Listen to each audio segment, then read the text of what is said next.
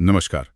आज हम एक बहुत ही दिलचस्प विषय पर बात करने वाले हैं। हाँ, क्या 2000 साल से भी ज्यादा पुरानी जो सलाह है वो आज की दुनिया में पैसे संभालने में काम आ सकती है? बिल्कुल। हम बात कर रहे हैं चाणक्य या कौटिल्य जिन्हें कहते हैं, हाँ उनके मशहूर ग्रंथ अर्थशास्त्र की। जी। और ये किताब मूल रूप से तो शासन कैसे चलाना है उसके लिए लिखी गई थी। हाँ, पर इसमें व्यक्तिगत वित्त के लिए भी कमाल की बातें छिपी हैं, है ना? सही कहा। और ये सिर्फ राजाओं के खजाने भरने की गाइड नहीं है जैसा आपने कहा। इसमें स्थिरता, जोखिम, दूरदर्शिता, इन सब पर जोर है। तो आज हमारा मकसद यही है कि इन सदियों पुरानी बातों से आज के लिए कुछ काम की चीजें निकालें। जी बिल्कुल।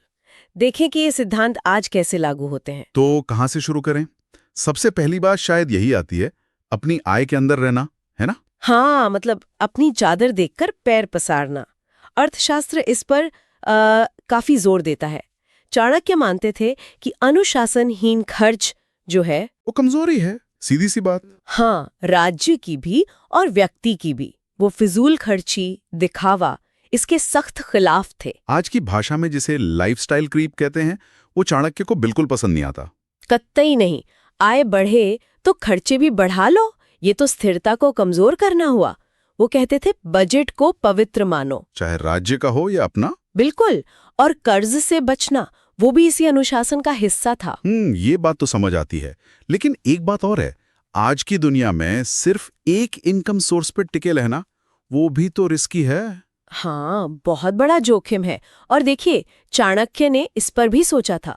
उन्होंने राज्य की आय के लिए विविधीकरण डाइवर्सिफिकेशन पर बहुत जोर दिया। अच्छा। जैसे खेती, व्यापार, क्राफ्ट्स, खदानें, जंगल, कई स्रोत होने चाहिए। उनका तर्क सीधा था, एक फेल हो तो दूसरा संभाले। और यही बात आज हम पर भी लागू होती है। क्यों नहीं, बिल्कुल होती है। सिर्फ सैलरी पे निर्भर क्यों रहना? कोई साइड हसल हो, किराए से आय हो, अलग अलग निवेश हो। हाँ, ये सब चाणक्य के हिसाब से जोखिम कम करने के तरीके हैं। जी, और आर्थिक मजबूती बढ़ाने के भी। ये सिर्फ ज्यादा कमाना नहीं है, ये है सुरक्षित कमाना। दिलचस्प। अच्छा, तो आय और खर्च हो गया, डाइवर्सिफिकेशन भी। बचत और कर्ज के बारे में क्या? आजकल तो लोग लोन लेते हैं घर के लिए, पढ़ाई के लिए। देखिए, बचत को तो चाणक्य भविष्य की सुरक्षा का आधार मानती थी। उनका वो मशहूर कथन है ना। हाँ, कि अच्छे समय में बुरे वक्त के लिए बचाओ। बिल्कुल। इमरजेंसी के लिए, बीमारी के लिए, या बाजार में अस्थिरता आ जाए उसके लिए। अब रही कर्ज की बात। हाँ। तो उसको लेकर उनका नजरिया बहुत बहुत सख्त था। वो इसे गुलामी मानती थी। गुलामी हाँ, जो व्यक्ति और राज्य दोनों की आजादी छीन लेता है। अब ठीक है, आज हम अच्छे कर्ज की बात करते हैं, जैसे होम लोन या एजुकेशन लोन। जी, जिनसे कोई एसेट बने या कमाई की क्षमता बढ़े। लेकिन चाणक्य का जो मूल संदेश है ना, वो आज भी बहुत जरूरी है। क्या? उनसे बचना। अच्छा, हाँ, वो तो एक जाल जैसा ही है। वही, चाणक्य इसी जाल की चेतावनी देते थे। ये आपकी आर्थिक आजादी खत्म कर सकता है। तो मूल बात वही है, फालतू के बोझ से बचो। हाँ, अच्छा, और आखिर में ज्ञान और नैतिकता की बात भी तो आती है इसमें। ये सिर्फ नियम तो नहीं है। बिल्कुल सही। चाणक्य ज्ञान को ही सबसे बड़ी दौलत मानते थे, खासकर पैसों के मामले में। फाइनेंशियल लिटरेसी आज की भाषा में। हाँ, वही। बिना जानकारी के फैसले लेना खतरनाक है।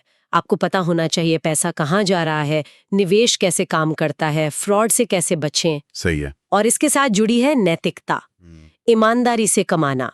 चाणक्य का मानना था कि धोखे से कमाया धन टिकता नहीं। हाँ, वो आखिर में नुकसान ही करता है। जी, ये सिर्फ कोई ऊंची आदर्शवादी बात नहीं, बल्कि लंबे समय की समृद्धि के लिए एक प्रैक्टिकल सोच थी। तो अगर हम सब बातों को समेटें तो चाणक्य के अर्थशास्त्र से आज के लिए कुछ सबक निकलते हैं। हाँ, जैसे बजट में रहना, आय के कई स्रोत बनाना, भविष्य के लिए बचत करना, बुरे कर से दूर रहना, सोच समझकर वित्तीय फैसले लेना, और ईमानदारी से कमाना।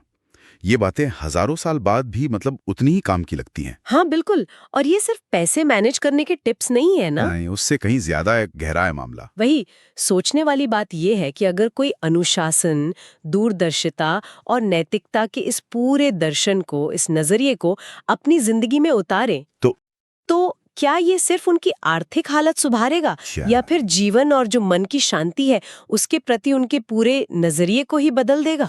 शायद असली सबक यही है।